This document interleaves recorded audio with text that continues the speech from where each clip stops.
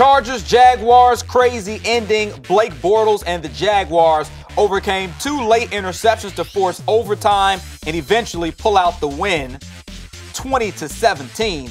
Blake Bortles, 273 yards through the air and a touchdown, but almost cost his team the game with a couple of late interceptions. Phillip Rivers was solid until he threw eventual back-breaking picks in overtime to set up the game-winning field goal. Rivers, 235 yards through the air, 2 touchdowns, 1 crucial interception. Josh Lambo hit the kick to send this game to overtime, hit the eventual game winner, and he was facing the Chargers team that cut him in the preseason. It's sweet, isn't it? That had to feel good. Ooh, it feels so sweet, you know? Big game for him, you know? He liked that game-tying kick so much, he doubled it back up and got the game-winning one in overtime. And the former soccer player did a very goal-like soccer celebration, sliding on his knees. Sure. His teammates mobbed him. This is a big win for Jacksonville.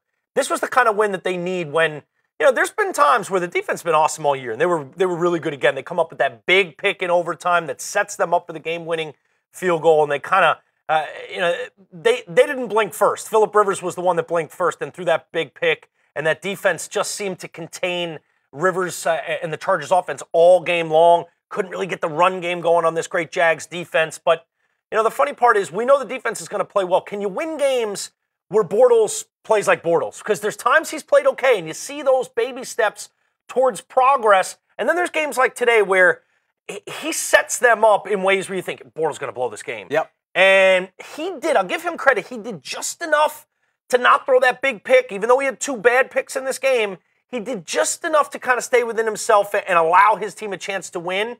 And you got to win this game. The Chargers are not a good team. This division is wide open for the taking. Looks like it's going to be the Jags and the Titans fighting this thing out with the injuries to the other quarterbacks in the division.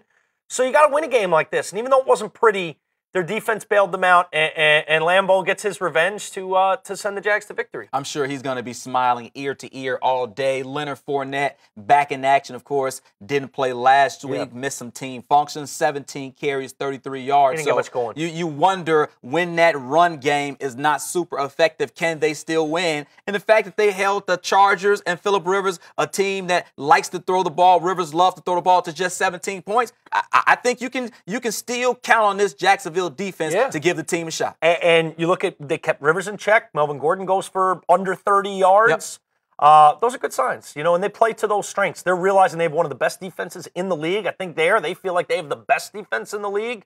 So that's going to be the continuation of trying to convince Blake Bortles, just relax, just don't turn the football over. We got a great defense here, and some of these weeks they're going to get Fournette going. In the weeks they can't, their defense is going to have to bail them out, and they did today against Jaguars 6-3 on the season. They are tied with the Tennessee Titans for first place in the AFC South. Stadium, we're always on demand.